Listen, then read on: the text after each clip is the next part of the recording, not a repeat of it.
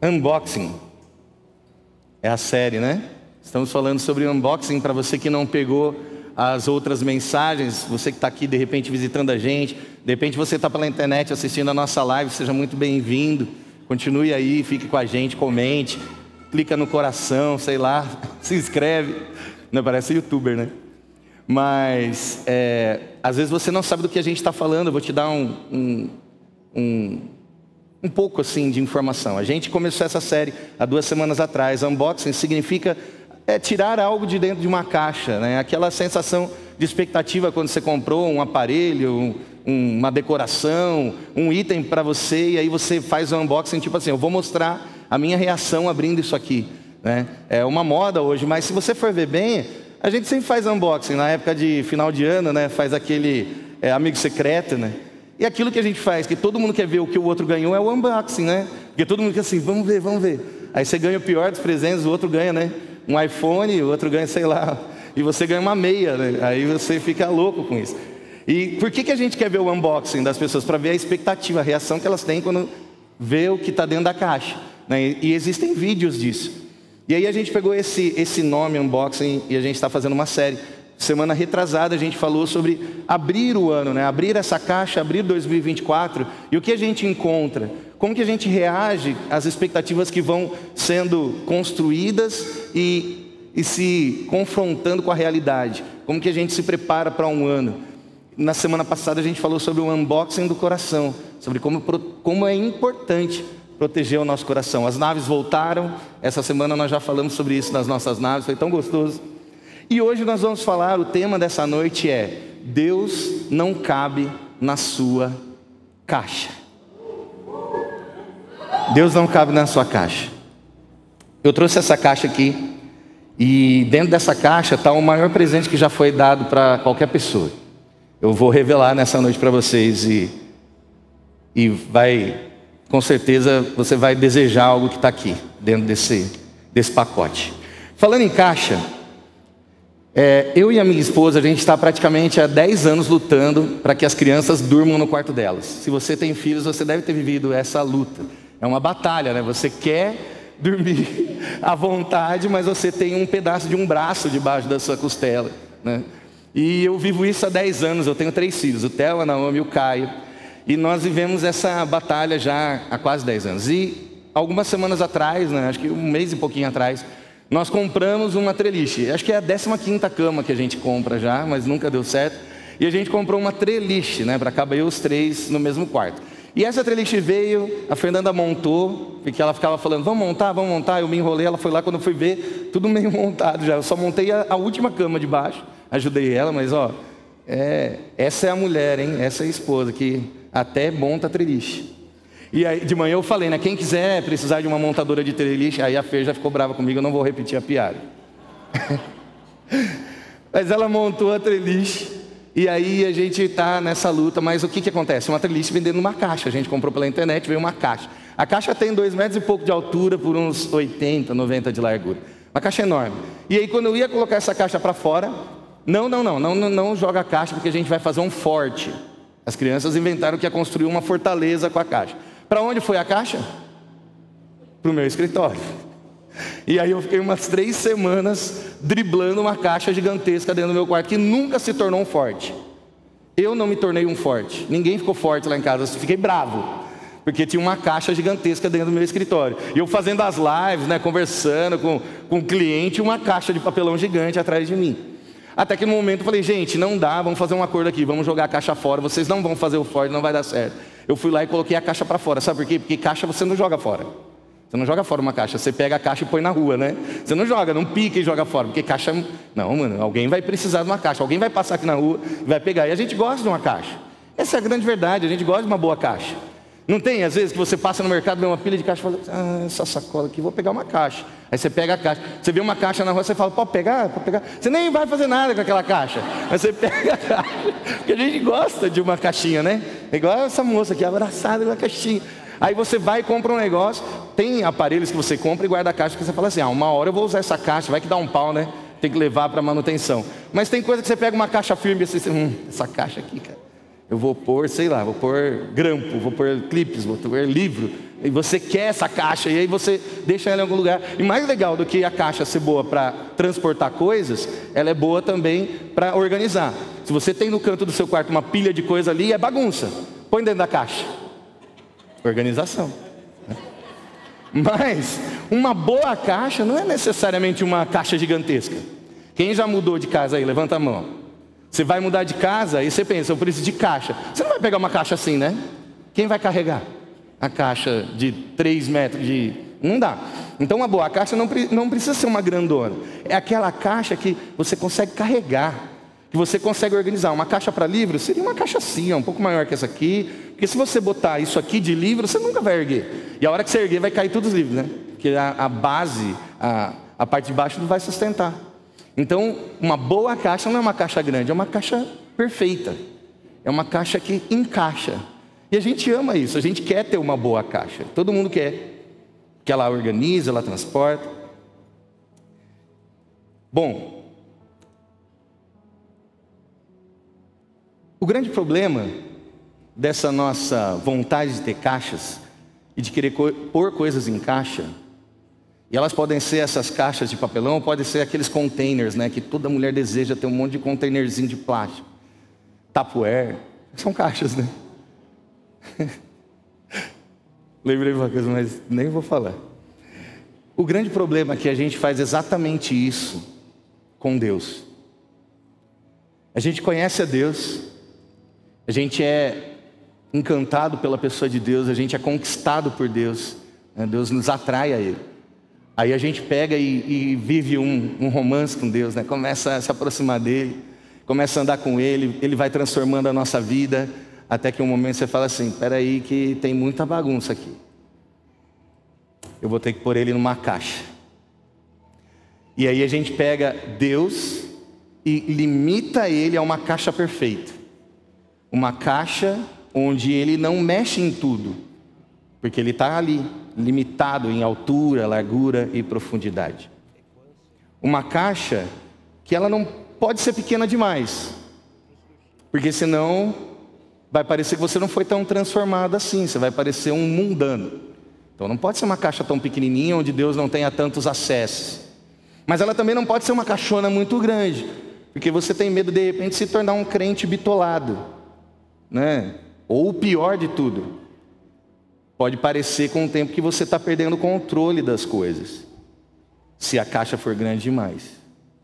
Então você limita a uma caixa perfeita para que Deus fique ali dentro e tenha só a liberdade de tocar, de mexer, de encostar naquilo que você permite. Esse é o grande problema da caixa. Enquanto nós colocamos as bagunças ou as nossas mudanças, ok, mas quando nós colocamos Deus dentro dela, a gente está fazendo um grande erro, cometendo um grande erro. A gente encaixota Deus dentro daquilo que é confortável para a gente, diante de todas as bagunças que nós temos na nossa carreira, no nosso relacionamento, nas nossas famílias, nas nossas rodas de amizade.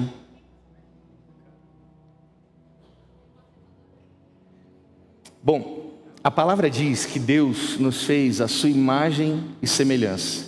Lá em Gênesis, no versículo 26 do primeiro capítulo, diz: façamos o homem a nossa imagem conforme a nossa semelhança. Deus vai lá e molda o homem, e define o homem, e cria o homem a partir da sua imagem e semelhança. E o problema é que o que a gente faz com isso é que com o tempo, a sensação que eu tenho é que nós começamos a querer moldar a Deus segundo a imagem e semelhança daquilo que é a nossa ideia de bom, de certo, de errado, de mal, e a nossa limitação. A gente é limitado, e aí a gente coloca Deus dentro de um conceito limitado. Ao invés de Ele ser o padrão e nós sermos cópias, né? Sermos imagem e semelhança dele, nós queremos fazer um Deus a nossa imagem e semelhança. E sabe qual que é o problema disso? Eu estava pensando hoje à tarde. Quando você cria um Deus a sua imagem e semelhança, ele deixa de ser Deus, passa a ser um ídolo. Ele para de ser um Deus que te guarda, te protege, cuida você, salva a sua vida, é o Senhor da sua vida, e passa a ser um ídolo. É igual, assim, nessa questão de limitações, né, falando em caixa, é muito parecido com o que a gente tem ali no fundo. Não sei se você viu ou se você já utilizou, mas nós temos um cercado ali, né, uma área cercadinha, protegida para bebês, né? E todo mundo que tem filho já teve um momento que fala assim: eu preciso de um cercadinho de bebês. E é engraçado o nome que a gente dá para esse negócio, né? Não é maldade? Chamar de chiqueirinho. É como se a gente tivesse porquinhos dentro da nossa casa, né? Os porquinhos começam a fazer muita sujeira, vamos pôr todo mundo no chiqueirinho. E o chiqueirinho nada mais é do que uma área de proteção. Uma área onde você não precisa estar o tempo todo ali cuidando dos seus pequenos, ali olhando tudo que eles estão fazendo. Porque não tem uma quina, não tem uma faca, não tem um pedaço de vidro, não. É uma área protegida com chão macio, com os brinquedinhos que ele vai brincar e não vai se machucar. Mas eles conseguem se machucar, o Caio consegue, mesmo no chiqueirinho. E aí o cercadinho é um espaço de proteção onde nada foge do controle. Nada de muito arriscado pode acontecer lá dentro. A nossa necessidade por limites revela uma das características mais talvez destacadas em quem nós somos, mas que é mais difícil a gente assumir, a gente admitir. Nós somos limitados. Nós somos limitados. Nós somos limitados em relação a Deus a tantas coisas. Deus é atemporal, Deus não tem começo, Deus não tem fim. Nós temos, nós nascemos, nós começamos. Por mais que Deus sonhou conosco mesmo antes de a gente começar a ser formado, Ele era eterno para trás, nós não. Deus não tem limitação quanto ao tamanho, Ele é infinito, Ele é gigantesco, Ele não tem. Mas nós só conseguimos perceber coisas que têm altura, largura, profundidade. Nós somos tridimensionais. Nós somos 3D. Lembra quando começou essa onda? Eu lembro que antes os desenhos eram todos 2D, né? Então você ia lá, via Pantera Cor-de-Rosa, via, né? Nossa, aí revela muito a idade, né? Mr. Magoo, né? Tarzan, você assistia as coisas na TV, tudo 2D. De repente começou, até o Rei Leão, tudo 2D, né? Aí começou a ter desenho 3D. Só que ele não ia para trás da caixa, mas ele te dava uma impressão de profundidade. O 3D era isso, né? Aqueles desenhos animados que começavam a ter uma impressão de que era profundo, de que existia uma profundidade. E aí você vai no shopping hoje e tem o cinema 4D, 5D, 6D, tudo mentira, cara. Só existem 3 dimensões.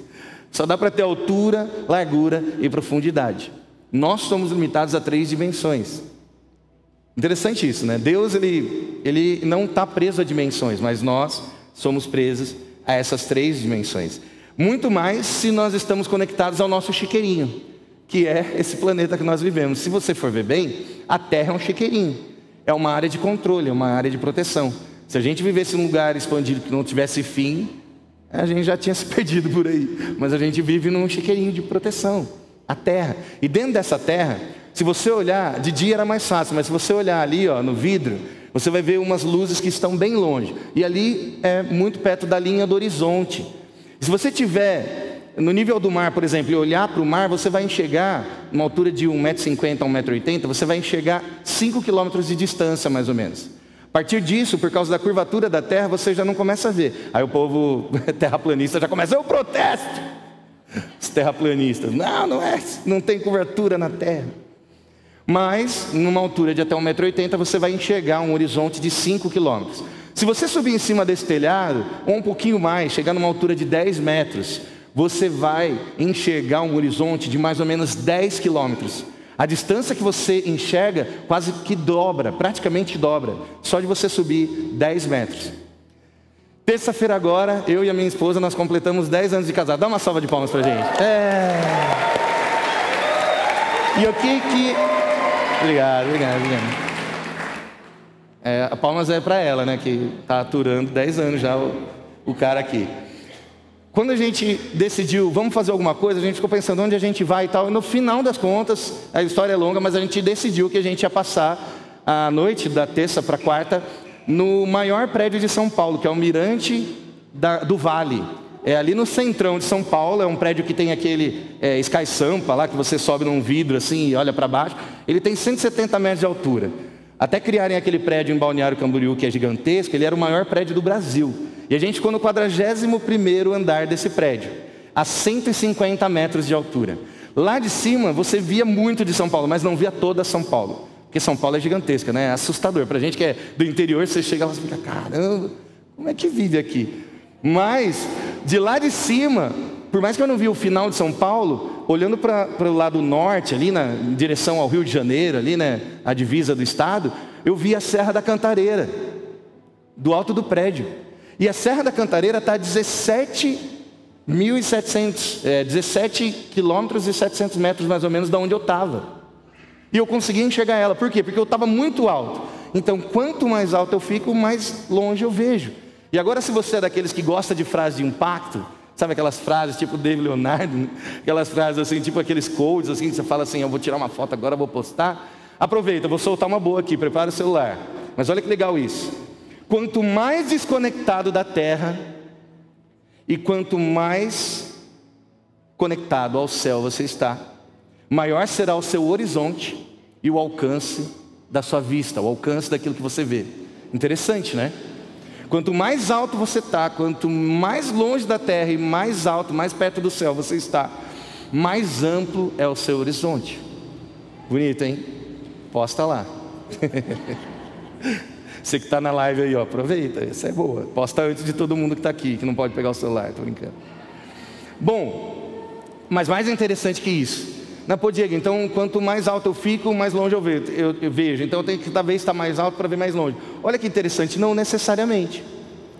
Do chão, da terra, se você olhar para cima, você vai avistar uma bola de fogo chamada Sol, que está a 150 milhões de quilômetros da Terra.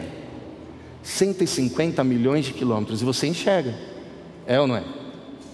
Então seu olhar não está limitado ao horizonte. Quem te limita a ver o horizonte de 5 quilômetros é o chiqueirinho. Agora, se você olha para cima do chiqueirinho, meu amigo, você vê um Sol que está a 150 milhões de quilômetros. Mais do que isso, existe uma galáxia que se chama Andrômeda. Ela é gigantesca. E ela está a 2,6 milhões de anos-luz. Já não é mais quilômetros, são anos-luz. 2,6 milhões de anos-luz. E quer saber? Dá para ver com olho nu. Você não precisa nem de um binóculo para ver. Se você for lá para a região do Alasca, onde você vê a aurora boreal, aquela coisa linda, em alguns momentos você consegue enxergar esse borrão aqui, que é a galáxia de Andrômeda. 2,6 milhões de anos-luz de distância, e você enxerga. Sabe por quê? Porque existem trilhões de estrelas que produzem os fótons, que nada mais é do que emissão de luz. E você só enxerga essa constelação com o olho nu, sem um Hubble para enxergar, porque existe muita luz. Eu não consigo nem imaginar o que é 1 trilhão de nada. É muita luz. Agora pega outra frase. Quanto mais luz emitida, mais impossível conter o seu alcance. Quanto mais emissão de luz, mais difícil conter o poder, o alcance daquilo que está emitindo a luz. Em 1 João, no capítulo 1, versículo 5 diz: Deus é a luz e nele não há treva alguma. Deus é a própria luz. É muito difícil para a gente entender um Deus que não está preso às nossas limitações, ao nosso chiqueirinho. Por mais que a gente tenta botar ele dentro de uma caixa, ele não está dentro de uma caixa. Ele é totalmente poderoso e muito acima da nossa compreensão. Mas, se você quiser pensar em algo que te ajude a entender um pouco, o Sol, cara. O Sol é uma estrela que tem luz própria, que está aos 150 milhões de quilômetros de distância, e você não consegue brigar com ele. Se você está no planeta, no momento que a Terra está virada para ele, você é obrigado a sofrer com o Sol. Seja com calor, com luz. Você pode tentar se esconder, mas não dá muito certo. O Sol continua ali. Você é afetado por esse Sol. O Sol, que é limitado, que tem um tamanho, que tem um começo. Imagina Deus. Deus é muito mais poderoso que ele. Deus é a própria luz.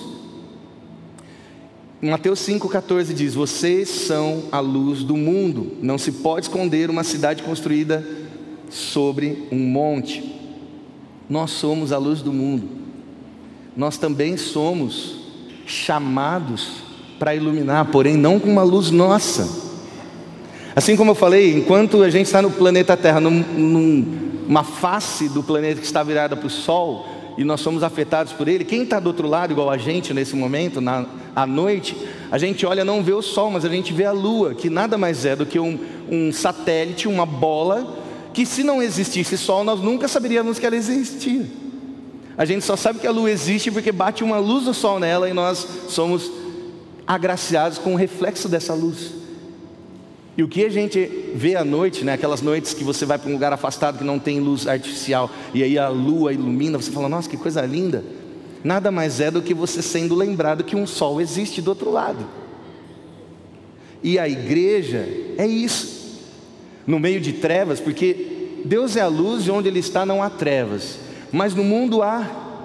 Nós estamos num mundo que tem trevas, tem escuridão, e a igreja é chamada para ser como luzeiros que refletem essa luz, como espelhos que rebatem a luz de Cristo, rebatem a luz desse Deus que é luz. Mas Diego, a gente estava falando de caixa e agora a gente está falando de universo. É isso, a gente estava falando de limites e agora a gente está falando de ilimitado, daquilo que não tem limitação. Caixas são limitadas, são importantes, nós usamos para tantas coisas, mas Deus não tem limite. Efésios 3, versículo 16, a gente vai ler do 16 ao 20. Olha que interessante o que Paulo está falando aqui. Oro para que, com todas as suas gloriosas riquezas, Ele os fortaleça no íntimo do seu ser com poder por meio do seu Espírito, para que Cristo habite em seus corações mediante a fé. E oro para que vocês, arraigados e alicerçados em amor, possam juntamente com todos os santos compreender a largura, o comprimento, a altura e a profundidade, e conhecer o amor de Cristo, que excede todo conhecimento, para que vocês sejam cheios de toda a plenitude de Deus, aquele que é capaz de fazer infinitamente mais do que tudo que pedimos ou pensamos, de acordo com o seu poder que atua em nós. Olha que interessante, é um paradoxo. Deus está na sua palavra colocando aqui, Paulo está dizendo que é assim, que nós possamos compreender o que não é possível ser compreendido, que nós, todos os santos, nos reunamos para buscar compreender e conhecer e ter entendimento de algo que não dá para ser entendido, de algo ilimitado. E é interessante também, algo que me chama a atenção é que eu falei de 3 dimensões e aqui ele fala de 4, porque na verdade comprimento e profundidade pode ser entendidos da mesma forma. Mas eu começo a pensar, será que Deus já está falando de uma 4ª dimensão? O amor de Cristo que excede todo conhecimento, excede todo conhecimento.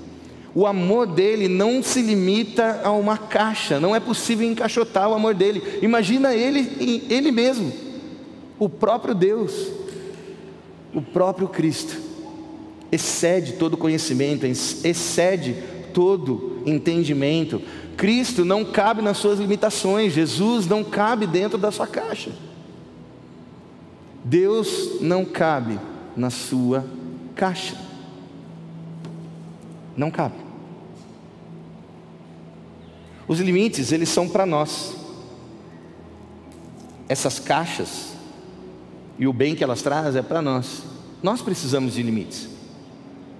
Como eu falei, nós somos limitados. E gente, eu comentei de manhã, às vezes quando eu falei que nós somos limitados, ou quando eu falei que Deus não cabe na sua caixa, você pode ter ficado até um pouco irritado comigo e falando, nossa, está me menosprezando. Como que ele não cabe na minha caixa? Cara, eu não estou falando que Deus não cabe em você, Ele cabe dentro do seu coração. Interessante isso, né? Ele não cabe na sua caixa, mas Ele cabe dentro do seu coração, é ali que Ele escolheu morar. Mas quando a gente está falando de caixa, a gente está falando daquilo que a gente tenta colocar Deus, que não é dentro de você. A caixa que a gente limita é muitas vezes algo que nem perto de você está. Mas é uma limitação.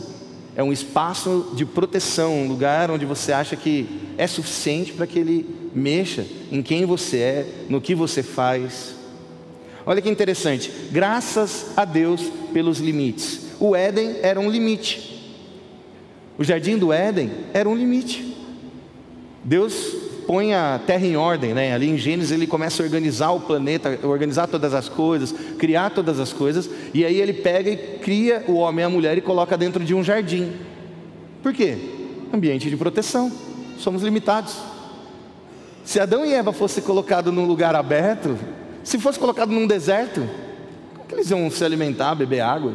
Eles foram colocados num ambiente de proteção, um ambiente com limites. A própria árvore do conhecimento do bem e do mal era um limite. Ó, você pode isso e você não pode isso. A idade que a gente alcança é um limite. Imagina quanta coisa errada a gente conseguiria fazer em 1000 anos. É ou não é? Se você olha a palavra de Deus, você vai lá nos primeiros livros, os homens viviam. Matusalém viveu quase 1000 anos. Viviam anos pra caramba. E aí chegou um momento que Deus fala assim, ó, vamos parar com essa festa, vamos diminuir. E aí agora a gente vive 100, 120 anos. Alguns conseguem passar disso, mas existe uma limitação protetiva, uma proteção para o próprio homem. As leis de Moisés são limites.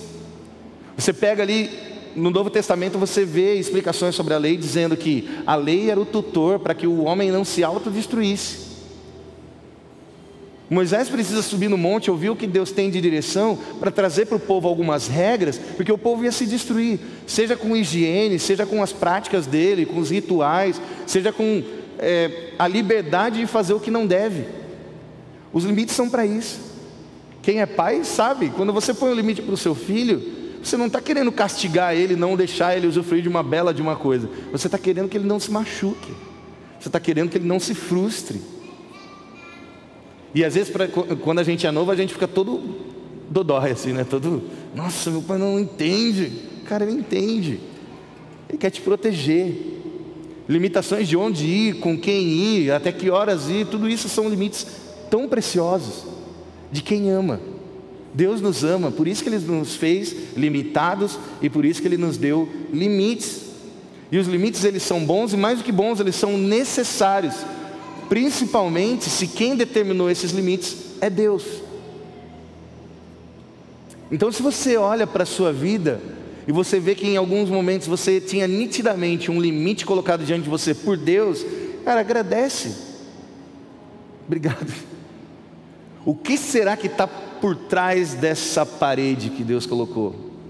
Dessa limitação física? Bom, aí você fala, pô, então Diego, você me chamou aqui nessa... Me chamou não, né? Nós viemos aqui nessa noite para você dizer então que eu sou limitado. Basicamente é isso. Eu sou também limitado, limitadíssimo. Você é limitado e isso está tudo bem. E você, por sua limitação, ter de repente colocado Deus dentro de uma caixa, também não estou apontando o dedo para você. Isso é algo para a gente refletir. Por sermos limitados, por termos nossa mente limitada, o nosso coração limitado, é natural que as nossas atitudes, e quando a gente conhece a Deus, a gente tenta trazer isso para dentro de uma realidade nossa, das nossas limitações. É o normal, é o padrão. Só que quando a gente começa a conhecer a palavra, começa a se relacionar com Deus, a gente começa a perceber que é tudo diferente. Que Deus não está preso aos nossos limites, que Ele não está preso nas nossas caixas, não deve estar. A gente precisa tirar Ele da caixa. Tire Deus da caixa. Esse é o convite nessa noite, desde o começo.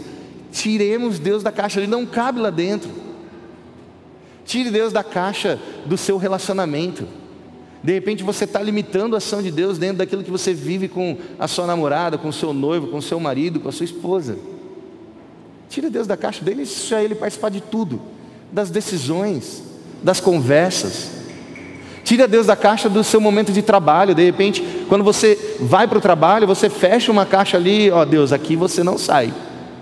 Sabe aquele cara que leva um bichinho de estimação dentro do serviço e deixa ele presinho? Né? Tipo assim, não vamos soltar.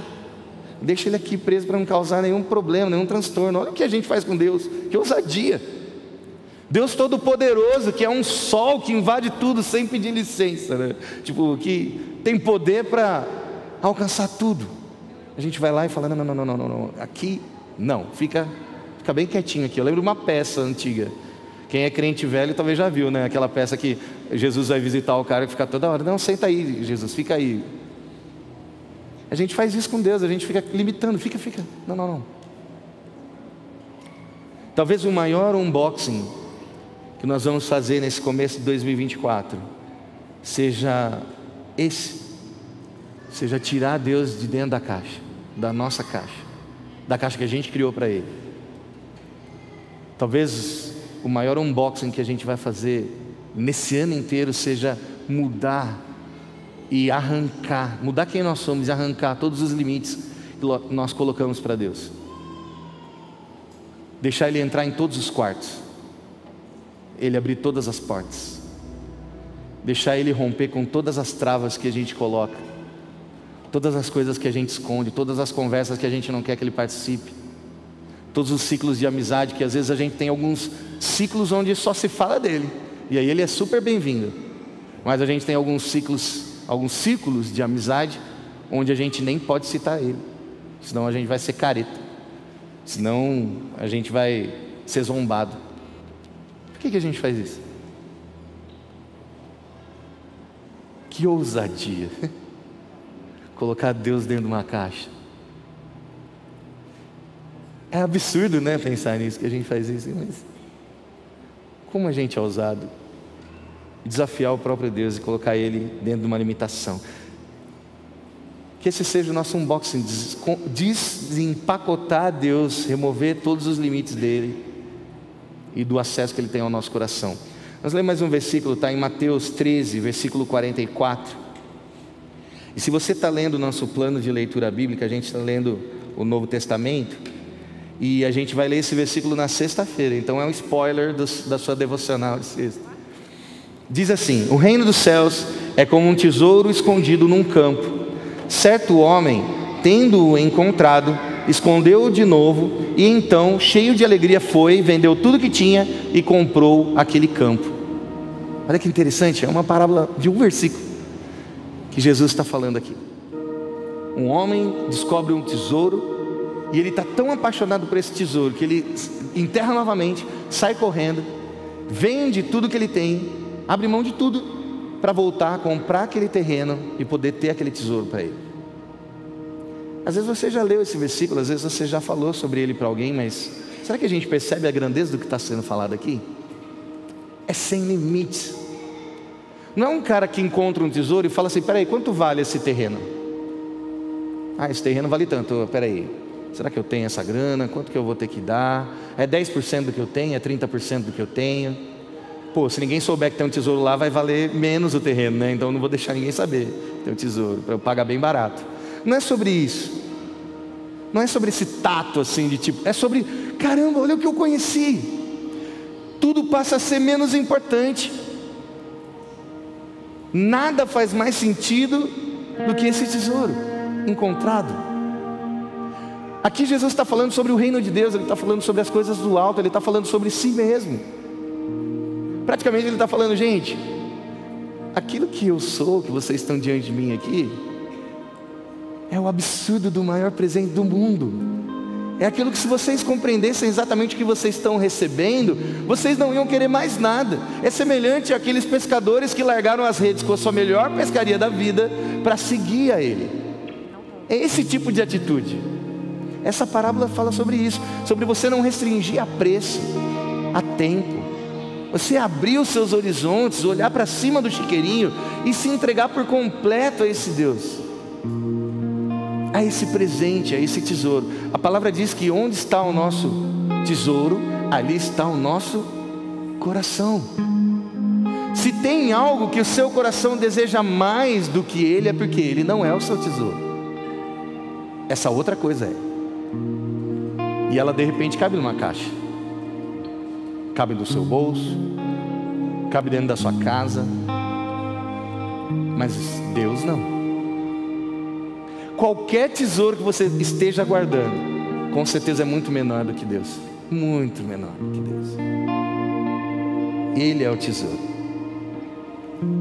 Nós cantamos hoje, né, uma música nova, e ela fala que ninguém pode parar a igreja. A igreja que ninguém pode parar é uma igreja de pessoas totalmente apaixonadas por Deus. É uma igreja de pessoas que entenderam quem Deus é e refletem agora a glória desse Deus totalmente poderoso. A gente pode cantar essa música e falar assim: nossa, que igreja se achando, né? Coliseu não vai parar, os leões não param. É isso mesmo, porque o poder não está na igreja, está no Deus da igreja. É igual a lua. A luz é Ele, nós somos refletores. Quem pode parar o sol? Quem pode parar a luz que vem do sol e bate na lua? Não dá. Ninguém pode parar a igreja, porque é do Senhor. Essa é a igreja que Deus quer. É essa igreja que Deus tem nos moldado a ser a cada dia. Tem transformado as nossas vidas, tirado as coisas que não prestam, para que a gente cada dia mais não tenha nenhum problema em refletir, não tenha nenhum problema que fique limitando a ação dele na nossa vida. Esse é o presente.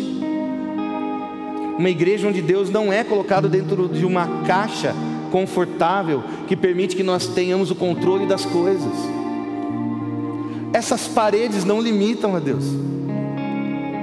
Elas não podem conter a Deus. Essa cidade aqui, bonita, grande, linda, não pode conter Deus. Deus é muito maior que ela.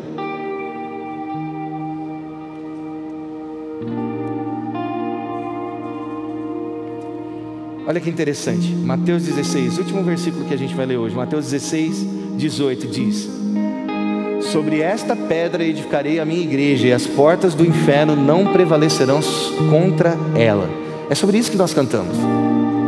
Qual é a pedra? Não é Pedro. Pedro está conversando com Jesus nesse momento aqui.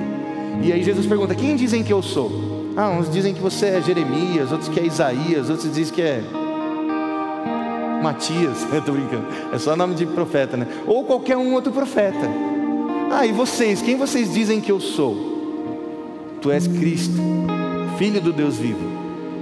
Pedro reconhece exatamente quem Deus é, a identidade de Jesus ali, de ser Deus, ser o prometido, o Messias, aquele que viria para salvar toda a humanidade. E Jesus fala: Pedro, respondeste bem, tu és Pedro, e sobre esta pedra, essa verdade que você acabou de revelar, que eu sou o Cristo, sobre mim, eu sou a pedra angular, sobre mim. Pedro depois escreve isso na sua carta. Pedro entendeu que quem fala que Jesus é a pedra angular é o próprio Pedro. E muita gente acha que Pedro entendeu naquela hora que ele era a pedra. Pedro não é a pedra, Cristo é a pedra. E sobre esta pedra ele edificou a igreja. E contra essa igreja nada pode segurar, nada pode limitar. Porque nós temos o mesmo DNA de Deus que não cabe em caixas. A igreja não cabe na caixa. A igreja é poderosa. E a igreja ser poderosa não se trata de uma igreja perfeita. Nós não somos. Lembra lá atrás que a gente colocava nos flyers, né? Quando a gente estava lá no comecinho, a gente não era uma igreja, era um movimento. E a gente colocava: proibida a entrada de pessoas perfeitas. Quem chegou a ver alguma vez essa frasezinha? A gente continua proibindo. Gente perfeita, pelo amor de Deus, vai procurar outro lugar. A gente é falho pra caramba. Nós somos falhos. E a igreja de pessoas falhas é uma igreja falha. A instituição igreja, por si só, ela tem vários problemas, porque ela é cheia de pessoas que são limitadas, pessoas que têm suas travas, suas lutas, suas batalhas. A gente luta para que Deus nos ilumine, Deus nos trabalhe, nos trate, e que Ele use nós tão imperfeitos para refletir a glória dEle. Mas a nossa glória não existe. Então não se trata de uma igreja perfeita. Não se trata de uma igreja gigantesca. Não é uma igreja gigantesca que vai transformar o mundo. Não se trata de uma igreja atualizada. Quantas vezes a gente pensou que esse era o grande segredo da igreja, né? Vamos se atualizar, porque aí a gente faz parte, mas não se trata disso. Faz parte ser grande, faz parte buscar excelência, faz parte de se atualizar. Mas se trata de uma igreja que reflete poderosamente a pessoa de Cristo. Se trata de uma igreja que reflete a luz de Cristo e tem nele, em Jesus, o seu maior tesouro. É isso. Essa é a igreja que ninguém pode parar. Fique de pé. Deus nos chama para ser essa igreja, uma igreja poderosa, sem limites. Não porque nós somos ilimitados, nós somos limitados, mas Ele não tem limites, Ele não tem limitações. Ele nos deixou o maior presente. Eu falei que ia abrir, acho que tem gente assim falando: nossa, Diego pregou uma peça, falou que ia abrir a caixa. Você está com expectativa para ver? O maior presente de todos. Prepara. O maior presente já feito para a humanidade.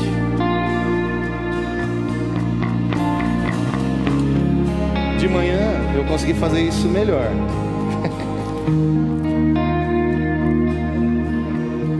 Só falta um lado.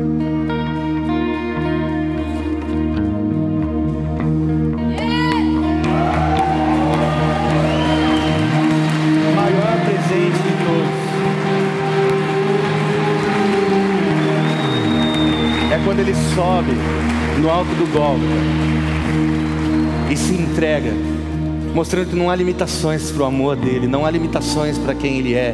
Por mais que a gente tente colocar ele dentro de uma caixa, não há nada que limite o seu amor. E nós nunca vamos compreender a altura, a largura e a profundidade desse amor que está em Cristo Jesus, mas é Ele que nos alcança. Esse é o paradoxo da vida, você viver a vida inteira servindo e amando e buscando um Deus que você não faz ideia do tamanho daquilo que Ele sente por você, que você é tão limitado para compreender.